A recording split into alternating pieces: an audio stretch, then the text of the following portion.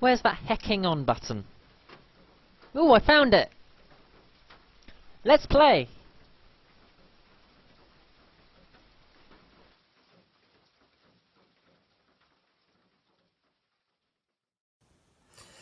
Okay, so I know this is a bit... Oh, sorry, Charles. This is a bit out of the ordinary, me uploading a sort of discussion video, but I think I'm gonna. Because I just watched WWE Hell in a Cell on the network, the replay, because I don't watch it live, because here in Britain it's up at midnight and I'm not staying up that late. But anyhow, there was something about that pay-per-view which really made me want to rant on this, because Giles, can you please stop falling over? Okay, I'm just going to put you in bed. There we go. We'll replace you with the ducky. Duck. Okay, we won't do that either. But anyway, onwards with what I was getting at. We started off the show with Jeff Hardy versus Randy Orton. And in my entire 20 years of watching wrestling, I've never seen a more violent match ever. Sorry, but that it was just brutal. And that screwdriver spot, it was so difficult to watch. I've never seen anything like that before, and I don't know, it's going to be interesting to see how this turns out, because after that drop Jeff took from the top of the cell down to the floor through the table, there are rumours going around that Jeff Hardy would retire now, and well, wouldn't surprise me none at all. He's had a great career, and that would be a perfect way to end it with such a good match like that. It brings us on to the match between Becky Lynch and Charlotte Flair. All you can see is my hands, so I'll try and edit some cool things together. Becky Lynch, Charlotte Flair, that was a very good match. From a technical perspective, it was all very good. Very good wrestling show put on there by the two ladies, and I think the match should have gone on a little bit longer. It would have been pretty cool, but it's hard to follow such a good match that Randy Orton and Jeff Hardy was. Good effort. We had Shield versus Ziggler and McIntyre. That was a really good one. One of the better tag team matches I've seen in some time. And then the whole show just goes downhill. We went straight into AJ Styles vs Samoa Joe, a match which was hyped up so perfectly. I was really looking forward to seeing how that match went about. And unfortunately, I found it so immensely disappointing. It didn't live up to the hype, and the finish wasn't even clean. I mean, a match which is hyped that well to not even have a clean finish. And they're going to go to a rematch in 3 weeks down under in Australia.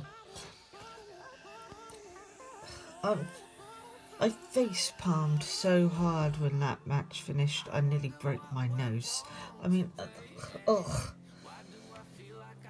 And we're on to Miz versus Bryan. I know this is going to be a very unpopular opinion, but I actually like this, what's going on with this feud.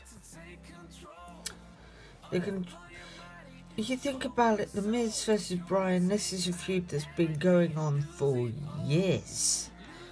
Years and years. And there's a lot of you internet wrestling fans which say, me and Bryan should have won. But I don't see why he should have.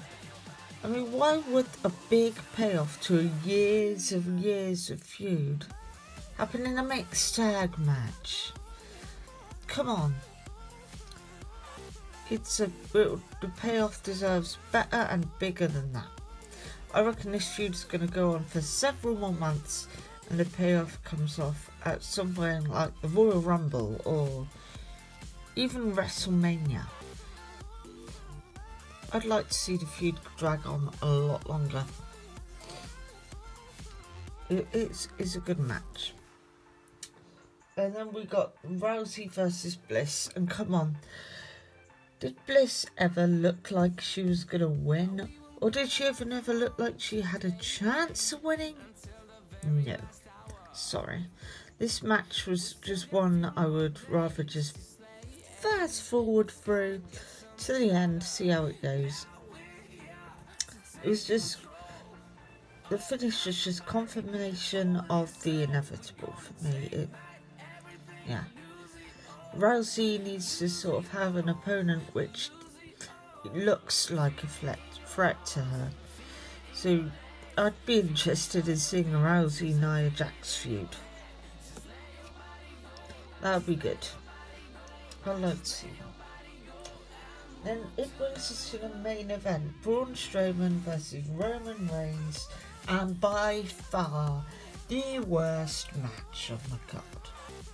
Okay, they tried to get us into it with all the chaos going around with the Shield, McIntyre and Ziggler on around the cell, climbing up it, and it's not a Hell in a Cell main event without the Spanish announce table going under crumbles. But we've seen it so many times before. Give us something new. Ow, that hurt. But yeah, the Lesnar return was a surprise, sure. But I don't want that surprise. And here's why. Okay, yes, it was exciting. Of course, it's always exciting to see a big surprise. But we're unlikely to see Lesnar again for a good few months. He's a part-timer. He's got a big fight coming up in UFC. I'm sorry, but what's the point?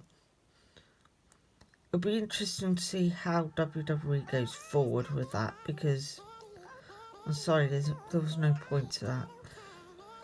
And seriously, the finish of a no contest in a Hell in a Cell match?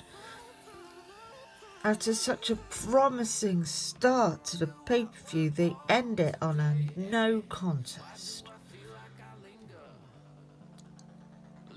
Oh, sorry. That's just so underwhelming. Really, it just... the pay-per-view that started off with so much promise. Yeah, headbutt the tripod. Thankfully, the camera still stayed up.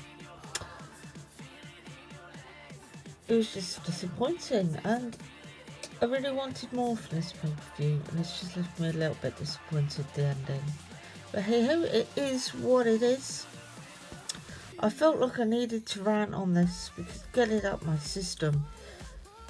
Because, well, not because, I think it goes without even saying words. It'd be interesting to see your comments. I'm disappointed.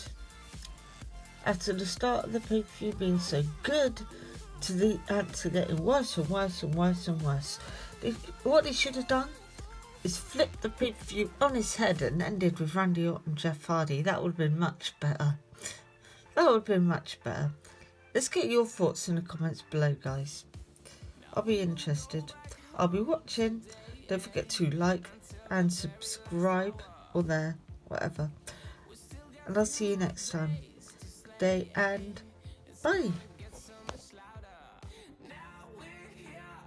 Take control over your mind.